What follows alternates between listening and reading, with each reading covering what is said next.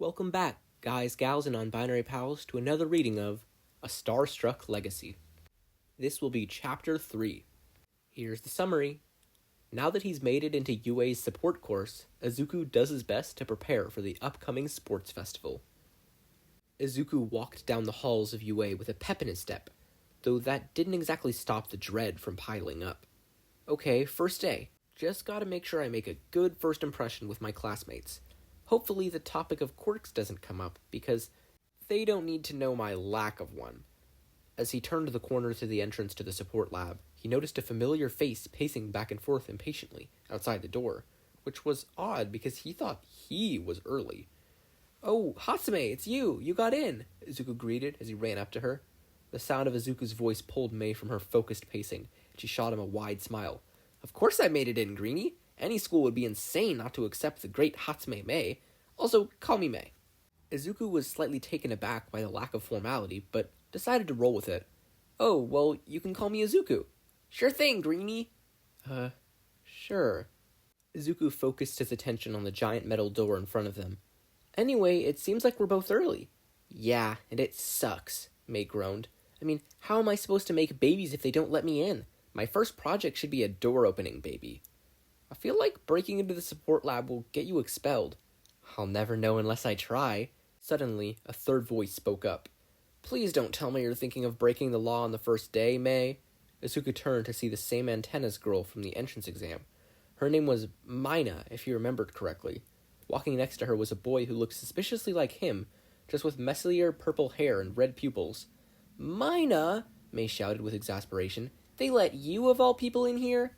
"I could say the same for you, Mei. I thought they'd reject you from the moment I heard that explosion." Mei scoffed. "I'll have you know that explosions build character. You wish you could make an explosion half as good as mine, but you can't. Why? Because you think too small." "Just because I work with microelectronics doesn't mean I think too small." Mei had pulled out the remote from her pocket. "Or do I have to remind you about the microchip I planted in your brain?" She tapped a button on the remote repeatedly, and Mei began punching herself in the face. "My ow! Point! Oof! Still! Ouch! Stands!" Mina put her remote away and rolled her eyes. "Sure, you keep telling yourself that." Before the situation could escalate, Power Loader walked past the group and opened the doors to the lab. "Good to see you're here early. Take your seats, and we'll get started in a few minutes." Mei huffed as she dragged Izuku into the lab. "Come on, Greenie, let's show her who the real baby makers are." Mina did the same to the purple-haired Izuku look-alike. "Come on, Mikumo, it's only a matter of time until Mei's explosions get her expelled." Once the entire class was seated, Power Loader stepped to the podium in the front of the room and began speaking. "Hello, class. I'm Higari Majima, aka the Excavator Hero Power Loader. I'll be your homeroom and support teacher." Izuku had to fight back a squeal at the prospect of being taught by a pro hero. He figured it was a feeling he would have to get used to during his time at UA. "Getting down to business, today's orientation day, meaning you all have a shorter school day. We'll be going to the orientation assembly. Then we'll be doing a short run-through on lab safety. Afterwards, you'll all be sent home. The support labs won't be open till tomorrow." Mei slumped in her seat at the news. "Oh man, this sucks. Greenie, why do we have to waste so much time on lab safety?" "Probably because you're welding your arm to your desk right now." "Pretty genius, right? This way, they can't throw me out." Orientation had gone relatively well for Katsuki Bakugo. Sure, there was the threat of expulsion, but Katsuki had no doubt he would beat all the extras in the quirk assessment test. Unfortunately, he didn't. He got third place. Third place. He lost to some dude with an ice quirk and some girl who could make a cannon. How did he lose to her? Katsuki was a cannon. Not that it mattered anyway. Some purple-haired freak got expelled by the end of it all. Though Katsuki had a striking suspicion it was because of all the perving he did, and him getting the lowest score was just a convenient excuse. Regardless, that was yesterday. Today, Katsuki had battle trials, and better yet, he was paired against Todoroki, one of the guys who upstaged him yesterday. Icy's quirk might have been better at a grip test, but Katsuki was sure his was superior in combat. Unfortunately, as he and his partner transported their bombs to the third floor, Katsuki couldn't help but feel off, in a way. Ever since that run-in with Star and Stripe, it was like he had had this voice in his head telling him what not to do. He didn't want to call it a conscience, because he was sure he wasn't doing anything wrong. He was the villain in this exercise, and villains could go all out. So, he fought down the feelings of doubt, for the time being. Bakugo? His snake-haired partner asked as Katsuki put down the bomb. What was her name again? Mongoose or something? Whatever. You would just call her Snakehead. The heck you want? Katsuki grunted. Snakehead seemed to shrink at the sound of his voice. I was just wondering if you have a plan for dealing with Todoroki and Utsushimi. Yeah, I get down there and kill Icy while you stay here and try not to get in my way. Snakehead looked like she wanted to object, but ultimately decided against it. Okay. The minute the starting alarm rang, Katsuki exploded himself down the stairs, eager to put Todoroki in his place. However, when he reached the third floor, he was met face to face with a torrent of ice that rapidly engulfed the entire area. Katsuki did his best to blow up the ice and make his way to the next flight of stairs, but the ice was expanding faster than he could explode, and the more ice appeared, the colder he became, and the less sweat he produced. It only took a few minutes for his entire body to get completely engulfed in ice. As he sat there frozen, wishing he had added longer sleeves to his hero costume, the booming voice of All Might blared over the intercom. Both members of the villain team have been rendered immobile. The hero team wins. Even if Katsuki could have moved, he still would have been frozen in shock. He'd lost to that icy McMuffin yet again. Normally, he would have just been angry, livid, furious at the loss. And while he still felt that, he also felt an odd sense of shame. He knew that there was that part of him that told him not to do this, but he went right ahead and charged in anyways. Maybe those odd feelings were his conscience after all, and maybe the next time he heard it, he would at least try to listen to it, because for some reason he felt like there was more on the line than he initially thought. Wow, so that's how you smelt metal, Izuku exclaimed. Thanks for helping me out, May. Yeah, no prob, May responded. Since that's out of the way, time to make some babies for the sports festival. Izuku groaned internally. Right, I still need to figure out what to build for that. You'll figure it out eventually, May shrugged. You know what they say, inspiration sneaks up on you like a mugger in a dark alleyway. Maybe I should ask around. I know you don't want to win the sports festival, but if you had to, what would you make? Only the biggest, deadliest, most explosive baby in the history of babies. Mina audibly groaned from her workbench. May, you can't win the sports festival if you kill everyone. That's just bad business. May scoffed. Ugh, who asked for your opinion? Who asked for your opinion about my opinion? Mina snarked before turning to Izuku. If you're asking around, I'd say the easiest path to victory would be spreading disease via microscopic, bacteria-sized robots. Unfortunately, the smallest I've been able to make mine is about the size of an ant. Izuku hummed as he nodded. A bit unexpected, but not a bad idea. If you want to win, Greenie, she's the last person you want to be taking advice from, May warned. Mina just flipped her the bird, to which May pulled out a robot hand that flipped Mina the bird in return. What about you, Akatani? Izuku asked his lookalike, who glanced up from his workbench at the mention of his name. How would you win the sports festival? Chemical warfare, Mikumo answered flatly. Isn't that kind of illegal? It's no big deal. I mean, nitroglycerin is a chemical, and the guy whose support items I'm working on uses it for his quirk. To demonstrate, he picked up a glass bottle of nitroglycerin from the desk and showed it off to the students. I guess, but blowing people up doesn't sit right with me. Suit yourself. Mikumo placed the bottle back down on his desk, but he put it a little too close to the edge and it fell off. Mikumo noticed his mistake at the last second, but it was too late to stop the oncoming explosion. Oh, fish! Boom! Izuku didn't know how far the explosion flung him, but he knew he hit something hard and then landed on something soft. Is everyone okay? He heard Mina ask through the smoke. I'm fine. It's no big deal, Mikumo calmly stated. My babies are okay, which means I'm okay, May answered. Izuku was about to respond when he heard a small grunt of pain from under him. He turned his head as the smoke cleared, giving Izuku a good look at what he had landed on. It was a girl with chestnut brown hair and 2 large blush marks on her face. Izuku Midoriya suddenly realized his situation. He crashed through the support lab doors and was now lying on top of a girl he had never seen before. Ah! Izuku's face exploded into a torrent of red as he immediately scrambled off her body and rapidly scooched away. Are you okay? I'm so sorry. I didn't mean to invade your privacy like that. It was an accident. Please don't hurt me. Calm down. I'm fine. The girl nervously insisted. You don't have to be sorry. I know it was an accident. Okay, he nervously squeaked out as he got up. I'll just reattach the doors to their hinges and be on my way. Actually, this wouldn't happen to be the support lab, would it? It is, Izuku nodded. Do you need a support item or a costume revision? Kind of, but I should probably introduce myself first. The girl let out a bright smile as she stuck out her hand. I'm Ochako Uraraka from Class 1C. Izuku shook her hand as he returned her smile, though his was slightly shakier than hers. Izuku Midoriya, Class 1H. Correct me if I'm wrong, but you wouldn't happen to want a support item to compete in the sports festival, would you? Right on the money, Ochako beamed. I'm aiming to transfer into the hero course, and Gen Ed students are allowed to have one. Me too, actually. Ochako gave a playful grin. Well, I hope there are enough spots for the both of us. Izuku gulped as he found himself struck by a sudden wave of nervousness. Oh, geez, what if there aren't? I wouldn't want you to be forced to take your spot in the hero course away from you. I'm sorry, I should probably just... Hold on, Midoriya, I was just joking, Ochako said with concern. Oh, you were? Izuku's nervousness was suddenly replaced with embarrassment. I knew that. Haha, that's a good one, he said, unconvincingly. Ochako looked like she wasn't buying his false confidence act. I get it, it's the nerves, isn't it? You can be honest with me, I'm anxious about the festival too. Yeah, sorry. Izuku noticeably slumped. It's just, I only have so much time to make something that'll help me win the festival, but my dumb brain chose the worst time to get a creative block. Oh, sorry, I'm rambling. How about we get in the lab and I can help you with your support item? As Izuku led her into the lab, he noticed she seemed apprehensive about accepting his help. Are you sure? She asked. I wouldn't want to take any time away from your own preparations. It'll be fine. Maybe a distraction is what I need to get the creative juices flowing. Ooh, I made creative juices, May butted in as she took out a bottle filled with rainbow-colored liquid. It tastes like confetti and regretty.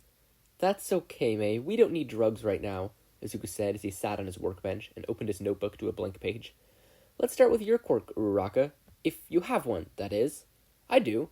Ochako nodded as she showed off her hands. Izuku noticed the cute, cat-like pads on each of her fingers.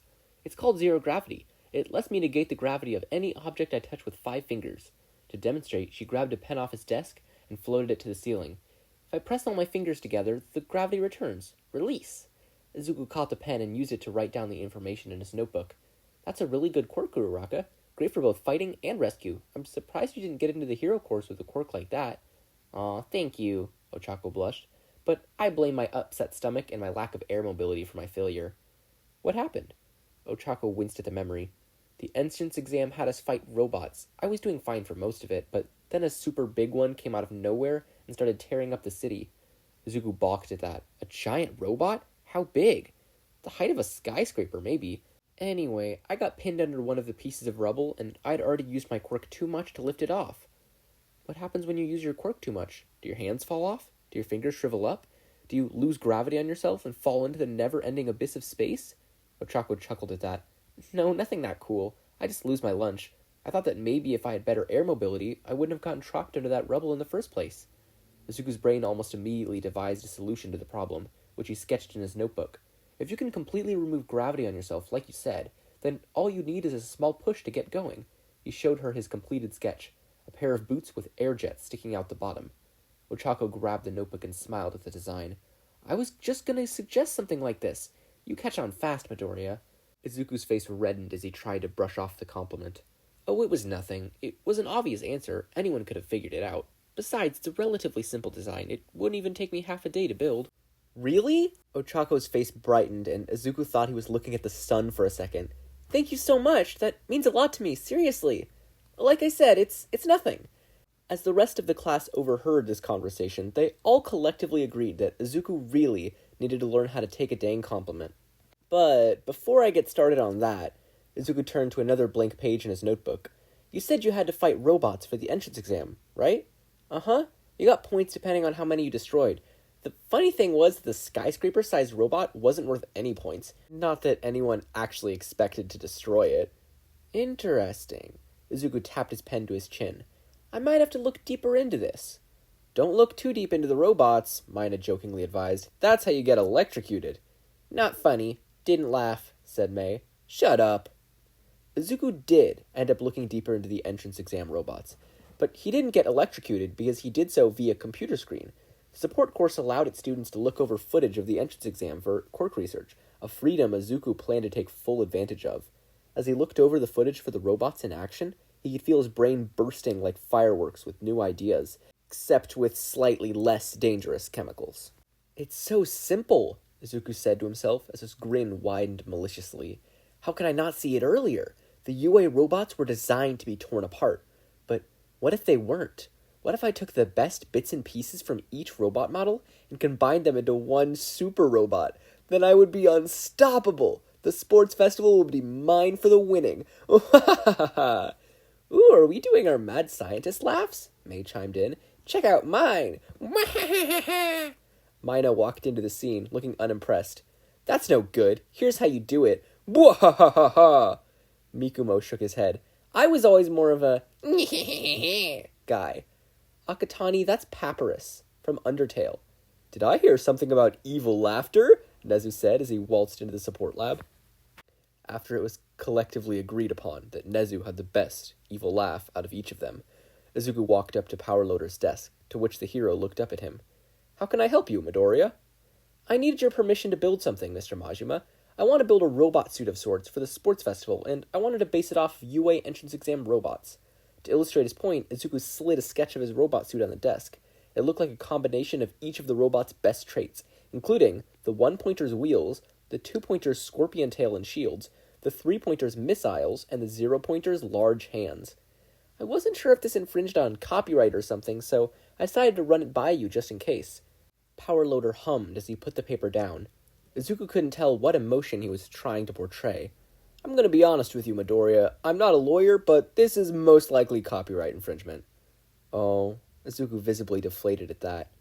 That being said, Powerloader continued, I was the one to originally design these robots, and I find myself flattered that you'd use my work as inspiration. Most people just destroy the robots and be done with it. So, I'll let you use your design. Heck, I'll even let you use some of the spare robot parts we keep in the back, as long as you assemble the pieces and do the coding yourself. Oh, and you gotta paint it a slightly different shade of green. Only slightly. Really? Izuku gasped. Thank you so much, Powerloader. I swear I'll do my best to live up to your designs. You have my word. Powerloader smiled under his mask. I don't need your word, kid. Your drive and enthusiasm are more than enough. Izuku's grin couldn't help but widen at his teacher's support. He was glad he found his inspiration so soon. He thought it would have taken all week, but no. He found it on the 3rd day of school. He would be ready for this year's sports festival. Greetings, young heroes, the man made of purple mist said as he approached the front of the fleeing students. We are the League of Villains, and we have arrived to kill the symbol of peace. However, he doesn't seem to be here. Katsuki Bakugo wasn't expecting to face real villains in a rescue facility, of all places, and on his 3rd day of school, no less. Regardless, Katsuki couldn't help but grin. This was it. This was his chance to redeem himself. Sure, 13 was doing a fine enough job of sucking up the mist, but he could kill the villain in no time flat. Glancing over to an eager-looking Kirishima, Katsuki figured they both had the same idea. Kirishima was just waiting to follow his lead. All he had to do was charge in and... Katsuki's train of thought screeched to a halt. That stupid voice in his head that might have been his conscience was yelling at him again. Running in blindly was exactly what he did at the battle trials, and that got his butt kicked. And this was a real villain. Who's to say he couldn't get even more messed up? As Katsuki pondered his options, he and the entire class noticed another portal open up behind 13, to which they simply skipped out of the way, avoiding the pull of their own quirk. Nice try, villain, but there's no getting out of this one.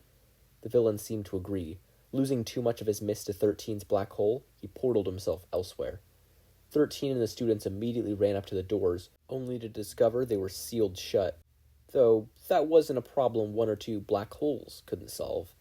Everyone, on the bus, right now! 13 yelled as soon as they shut off their quirk, to which everyone complied. As the bus drove back to UA, Katsuki saw a yellow blur he could identify as All Might through his window, zipping in the opposite direction, presumably to fight that muscly bird creature from before. Katsuki leaned back in his seat and sighed. He couldn't help but wonder what would have happened if he had actually gone for the villain back there. Sure, he was disappointed that he was too distracted by his own conscience to prove his superiority to the class, but based on yesterday's events, there was an equal chance he would have humiliated himself yet again. Katsuki clutched his forehead in frustration. Ugh, why did he have to start thinking so much? I want to say a year ago, give or take. Katsuki whipped his head around to the sound of the unfamiliar voice. Who said that? Who said what? Asked Kirishima, who sat next to him. Not you, dumb hare. Try not to embarrass yourself, Katz. You're the only one who can hear me, the unfamiliar voice snickered. Try thinking instead of talking. You'll look far less stupid that way. Okay, I'll bite, Katsuki angrily thought to himself.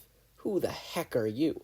I'm your conscience, of course, or rather, the manifestation of your lingering emotions you felt from when Star used her quirk on you. I've been trying to reach out to you for months since then. I can only do it now, because you finally decided to start listening to me, which is a step in the right direction, if you ask me. Can I unlisten to you? Because the idea of being yelled at by a voice in my head is making me sick. Nope, too late. You're stuck with me. Katsuki could practically feel the smug aura radiating off his conscience. Besides, I'm here to help you become a better person. I'm like the Jiminy Cricket to your Pinocchio. I don't need help from you, Katsuki yelled internally. I can be a better person all on my own. In fact, I can be the best person. Right, accepting help from others, putting aside your ego for the greater good, that's one of the first things you'll have to work on. Hey, did you not hear what I just said, or what I just thought? Oh, I did, but I decided to be generous and prioritize your needs over your wants. I swear to all that is good, I am this close to blowing you out of my head. Sure, blow up your own brain. Good idea. Good luck being a hero with severe brain damage. Gosh darn it. Well, what do you think? Izuku asked as he rolled up to the training gym in his new robot suit. I call it the Mighty Mech. Mighty Mech? Mei asked. I'm not the best with names. That's amazing, Midoriya, Ochako cheered. How did you make that so quickly? Powerloader lent me the parts, and his robots were designed to be easily put together. I decided to fortify it to make it harder to take apart. Show her the best part, Greenie, Mei commanded as she smacked the missile launchers. Right, Mei let me use some of her less successful invention prototypes to use as ammunition. I play favorites with my babies. Ochako looked confused. Invention prototypes? That doesn't seem like the best thing to use as ammo. No, it's really good, watch. Izuku turned to a training dummy and fired a malfunctioning toaster, which then exploded upon impact. One man's trash is another man's treasure. And just think of the savings, Ochako drooled. While we're on the topic, how are your air propulsion boots treating you? Izuku pointed down to Ochako's footwear. They're amazing, watch. She tapped both boots with all 5 fingers and began jetting across the training gym at high speeds. I decided to remove the gravity of just the boots instead of myself, so I don't lose my lunch as quickly. So you decided to sacrifice speed for endurance, since the boots would have less weight to move around if you removed gravity on your whole body. Exactly. Psh, amateurs, Mei scoffed as she presented a pair of bulkier-looking boots. My propulsion boots don't need a gravity quirk to get someone off the ground. You're lucky I'm not looking to win this event. Ochako landed in front of Mei and shot her an intense glare. I don't care about no intentions. Them's fightin' words, Hatsume. Just don't think your boots are better, just don't mean I ain't gonna try my darn hardest. She turned her glare towards Izuku, who froze at the sheer intensity. Come on, Midoriya, let's do our best. Let's win this whole thing. Okay, I'll try, Izuku nervously squeaked out. Though, strangely, it wasn't the same nervousness that with someone like Katsuki. This one was laced with a hint of enthusiasm, likely spurred on by Ochako's own. Yeah, let's go! Plus Ultra! Ochako shot her fist into the air. Plus Ultra! Izuku weakly raised his robot fist. Even so, he couldn't deny his small sense of excitement. This was the big ticket to his dreams of heroism, the thing he wanted more than anything else in his entire life. Sure, there was the chance he would fail, but there was also the chance he would succeed. Izuku was going to do his best to tip the scales in favor of the latter. All he had to do was beat up a couple of teenagers. Okay, that last part didn't come out right. Meanwhile, somewhere across the Atlantic Ocean. Captain, she won't hold for much longer, yelled Jasper as the boat violently shook back and forth. Yes, it will, shouted Star and Stripe as she gripped the steering wheel hard enough to crack the wood in a desperate attempt to combat the harsh storm. The SS South Carolina is fortified by new order. Come wind or high weather, she shall prevail. Captain, enemy ship spotted, Arin shouted as he peered off the starboard side. Through the dense fog, Star spotted the ship in question slowly and ominously emerge and park itself right next to Star's. We meet again, old friend. Star locked eyes with the other ship captain as a tense silence fell over the ocean. But this shall be our last encounter, for tonight only one of us gets out of here alive. Honk honk, responded the fireworks truck. And that's the end of Chapter 3. I hope you enjoyed it as much as I did. Chapter 4 will be out soon. Thank you so much for listening. Patch out.